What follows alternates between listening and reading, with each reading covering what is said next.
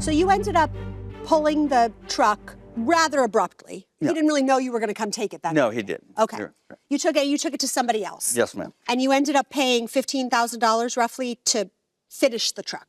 Oh, it's not finished yet. It's still not finished. No, ma'am. Okay, so the $15,000 was literally just to correct Just to correct the what? work thus Yes, ma'am. far. Okay, Yes, ma'am. do you have any sort of itemized statement from that individual that covers what work was done? I do not. I've got the receipts. But it doesn't really tell for us what work that encompassed. No, ma'am. How much work is still left to be done on the vehicle? They like another 2 weeks is what they told me, because the whole truck had to be resanded and repainted. And if you want to know why, you can look at Exhibit C, page 24. Yep. They took an air hose to clean the bed of the truck out, and the bed liner blew out of the truck. Do you know what happened here? He wanted me to use his bed liner, the Raptor liner that I usually use. You can't do that. Okay. This bed was not prepped. It was not sanded. You think it was an issue of prep, not an issue of the actual liner? I do. Why? I do. Because where his painters had prepped the fenders, the inner fenders, Yeah. it stayed. Mr. Grace, do you think this was an issue of you all just wildly underestimated what this would cost? Or do you think there were problems with this particular restoration? With this one, you know, the gaps that he's talking about, I went off another square body because I had a square body there at the shop. There was a gap on it. And so I said, hey, let's put a gap because that's the way that it comes factory. The bed liner, you know, I've been doing this for a long time, and that bed liner sticks to anything that you put it to. You can't do that with the stuff that I use. And I did say that. I don't really like to use this. I like to use Raptor liner to take it to another shop and have them destroy what I did and spent months doing.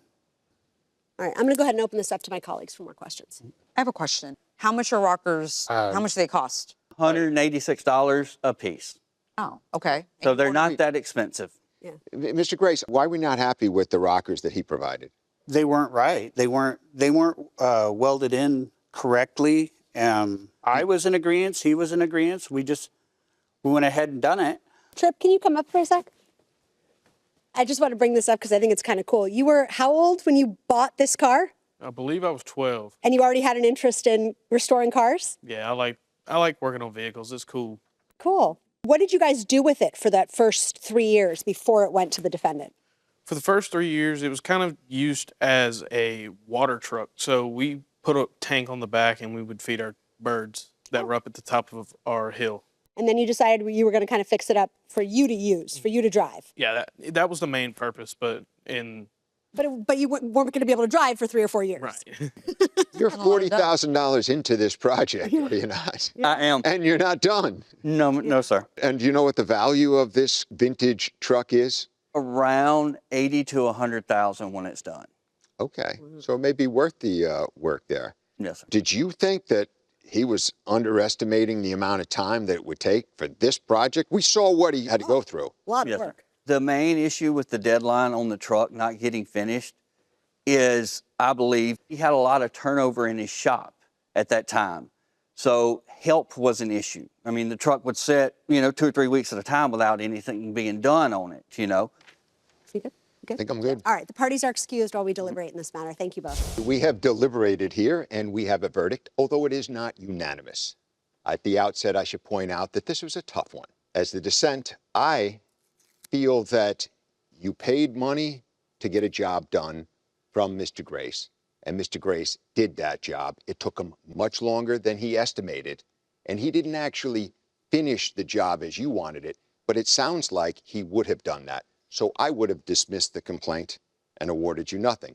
However, Judge Juarez and Judge Teweldy disagreed. They found that you gave him ample time, that it was he who didn't hit the deadlines, and it was he who caused a lot of the delays. Had you been able to provide proof, they perhaps would have awarded you more.